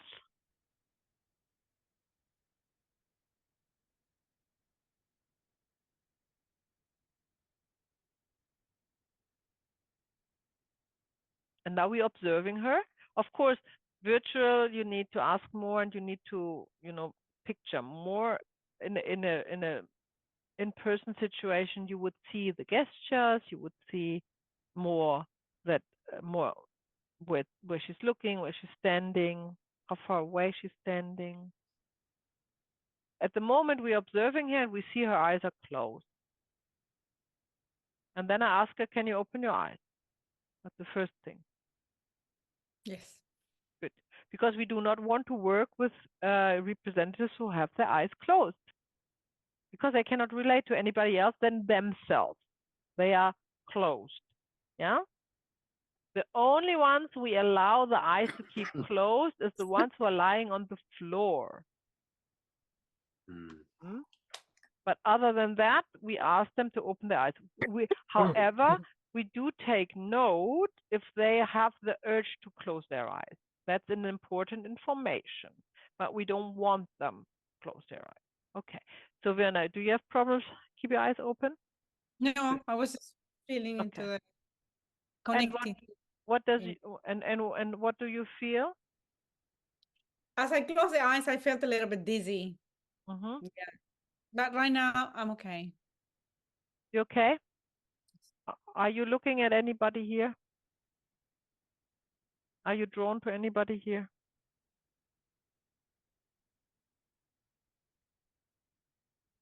I'm drawn to Lisa. Lisa. Okay. Okay, then Lisa, you come in. Please unmute. We don't need to name, we don't need to know. In the new family constellation, in the method of Bert Hellinger, we don't need to know at this point who the representative is representing, right? That can all reveal later. Okay?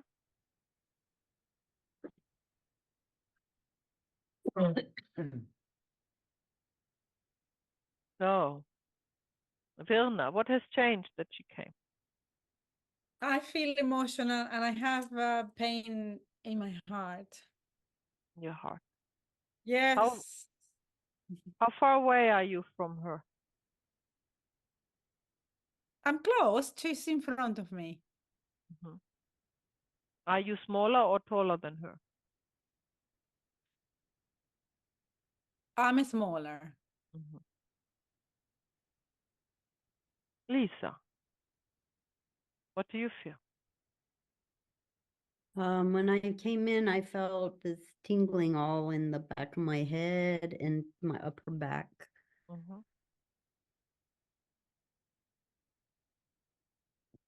Are you looking at somebody?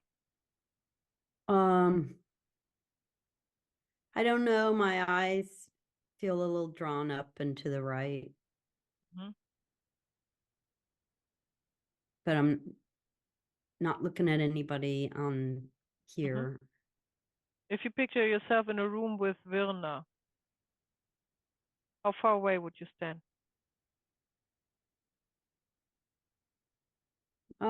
Just a few paces. We're kind of at. How many steps away? Friday, three or three. Mm-hmm. Okay. And not looking at her. No, we're both. I'm on the left looking that way, and she's on the right looking that way, like you're in a. Okay. Like sides of a corner. Mm-hmm. And how do you feel?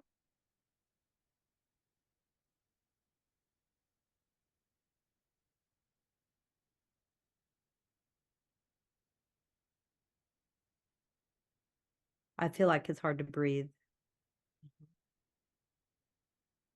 Do you feel Old or young?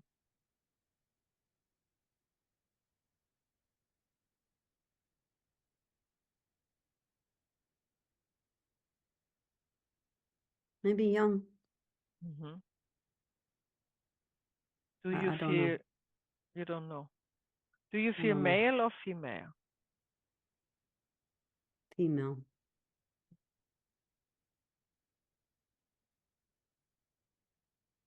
Since we are only working with family members due to the first order of love, those who belong,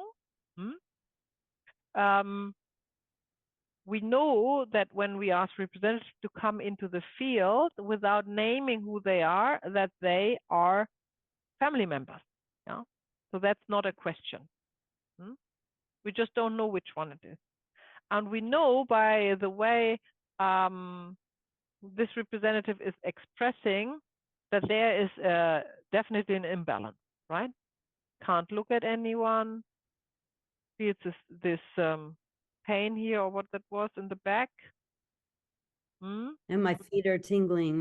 Both like down from my my knees all the way to my feet. I can't. They're like. Isn't that interesting? That is pretty much the symptom, probably what Evelyn has described. Yeah. But I don't know whether you see the same, but she is not representing Evelyn.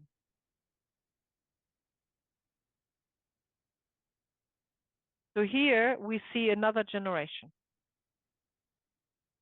And just as a matter of example, we can find out which generation that is. Yeah. And Evelyn, for the sake, you just represent yourself. So you step in as yourself. Lisa, when you look at Evelyn, how many others are in between you and her, each representing a generation?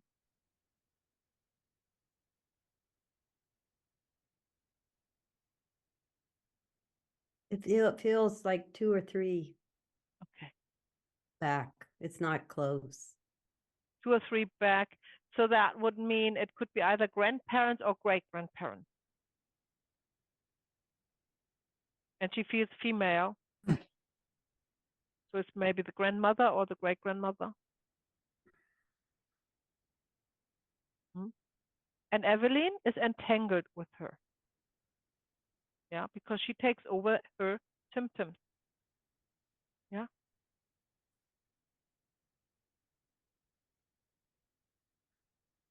And Virna, we don't know yet. We just know that she's not the entangler. Yeah.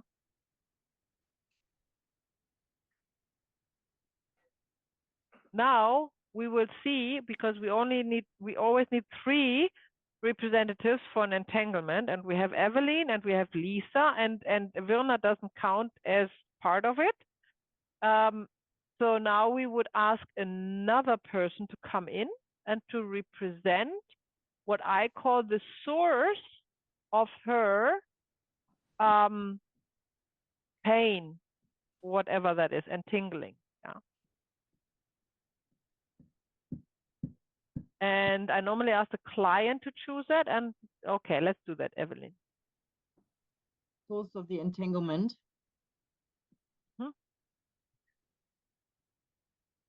Or the imbalance. Let's call it the imbalance. Maya.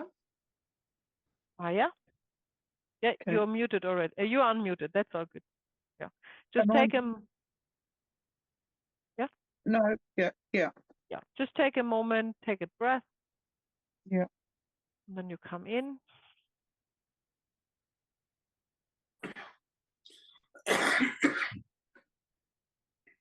And you can see, you just observe, Lisa, you see how she shifted. Yeah, can you see that? Eyes opening, she's starting to rock. She's focusing. So we know we have it. Yeah. We have exactly what we need. We have found the missing person, which is Maya. Now Maya has her eyes closed. We ask her to open the eyes. Can you open the eyes? And now ask, so Maya, when you see yourself in a room with Lisa and Evelyn, what is your position? And are you standing, lying, or kneeling, or sitting down? Can you describe that?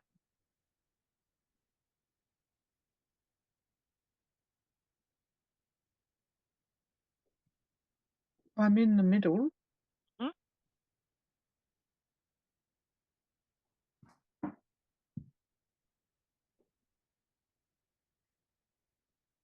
I'm crouched sitting.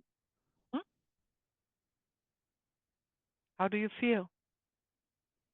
I feel like there's stiffness in the neck and across the shoulders. It's very defined. It's like numb, stiff. Very good, excellent, very good description. I'm getting a picture here from somebody hanged or head chopped off or something like that. Something that happens in the neck. Something, choked or something like that. That's the picture I get from what Maya described. And we see a victim and the perpetrator here, right? And we have already, through adding the victim, the attention of the perpetrator, represented by Lisa. Yeah. And there's already a flow taking place. You see that through her rocking. Yeah. Evelyn, you want to say something? I just wanted to give some more information. My dad's had also prolapse disc in his neck and had to have that operated on. Yeah, so that's, yeah, amazing. Very good. And we now know that it is at least grandmother, if not great-grandmother, more likely great-grandmother. Looks old. And the perpetrator dynamic. Yeah. Now we are working with the sentences. Yeah. Evelyn, are you drawn to any of those? You're more drawn to Lisa, and I'm quite sad, quite upset. So what does it mean when the entangler is drawn to the entanglee is drawn to the entangler? It's the second one. Rather me than you. When it would be rather me than you, what would she then? She would be entangled with the perpetrator and go to the victim, saying to the perpetrator, I do it for you. But what she just said is she wants to go to her entangler. Yeah. And I'm afraid that's the I follow you dynamic that we haven't done yet. So, yeah. So now we allow this movement to happen, acknowledging what is, always acknowledging what is. So Evelyn, go with your movement and say to Lisa, I follow you. I follow you. And now you watch Evelyn and you see that she is acknowledging it. That's true because, her whole body is resonating with it. We don't need to ask her if it's true because we see it's true. So we know it's the I follow you dynamic. Yeah. And everything comes into flow because this is acknowledged and you see some emotional reactions, very important. And you see also in Maya that she kind of wakes up. Yeah. So only through acknowledging the dynamic that the entanglee is entangled in already moves. Yeah, very good. How do you feel, Lisa, about having said that, having heard that? It makes me very sad. Exactly. That's always the case. Very good. Now the ice is breaking in the perpetrator energy because they don't want a descendant to do that. They don't want to be followed in their pain and suffering, right? Okay. Now we don't know because we don't see them in front of us. We have to ask them. Lisa, is there any change towards Maya?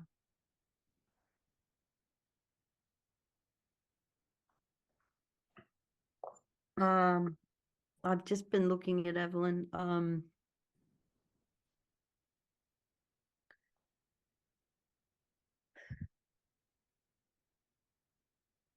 I can breathe.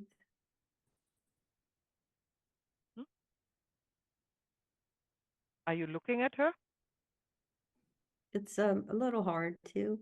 Okay. My Very back good. hurts. Aha, My her right back hurts. leg hurts.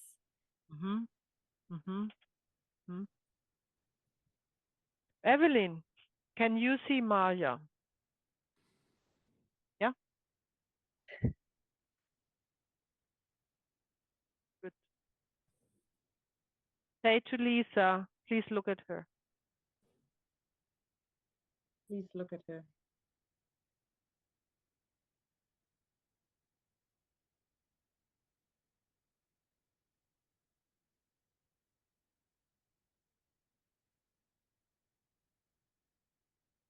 Do we see more and more movement?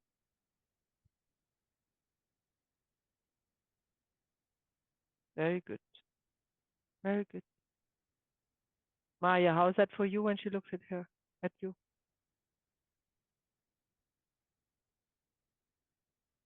I didn't really feel anything, to be honest. Are you looking at her? I can't see her. Yeah. So she can't see her. Okay, Lisa, can you say to Maya, I did that to you? I did that to you.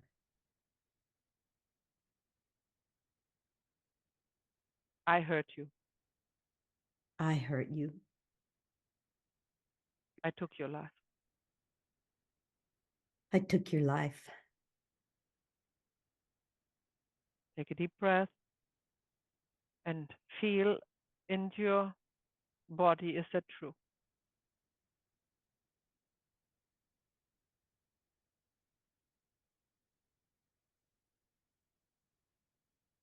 Good. Very good. Now you can see a reaction, Maya. If we are still only acknowledging what is, right? Notice? Only acknowledging what is. Now Maya looks up. She looks a lot taller. I suppose in a room she would stand up. Is that how you feel, Maya? I feel a lot. I feel a lot bigger. Like I felt a weight. Like very. Very good. I'm not a. So now she comes into her strength because she's acknowledged as equal. Yeah. Right. Victim perpetrator dynamic. Can you look at Lisa now?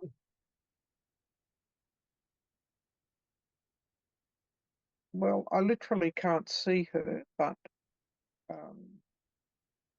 I do. What do you mean you literally can't see her? I can only see you. Oh, you have to go in a gallery view, please. Okay, wait a sec. I forgot to say, every time we are in a workshop situation, you need to be in gallery view. Otherwise, you don't see the other people. I can't. Wait a sec. Where is she now? Right in the right top corner. Maya, in the right top corner, there is a view button. When you move your. Oh, I think you're on the iPad or something, right? I think you have to swipe. No, I think you have to swipe. Wait a sec. On the left side. You have to left swipe. side. Gallery. Gallery doesn't say again. Reflection share. Top left. Participants.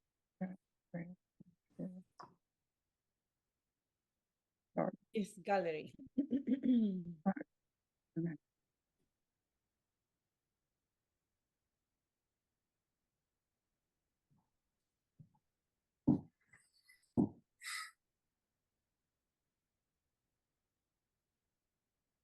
I'm sorry, I just can't. It's It What felt like you device? touched my- What device are you on? I'm on a phone because my computer isn't Yeah, what phone? iPhone or Android? Android. Well, I can't help there. Anybody can help with Android? Video. Can't I?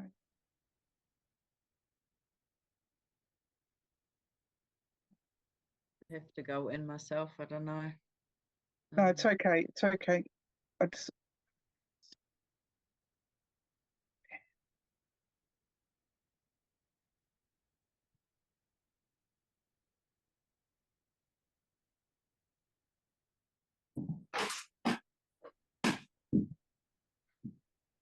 Okay, anyhow, I think we came to the point that I wanted to demonstrate a disease, yeah, and how you can see how it leads to a very precise situation that you know because you learned it, yeah, how to handle it. Yeah, it is an entanglement, the I follow you dynamic, and just by acknowledging what is,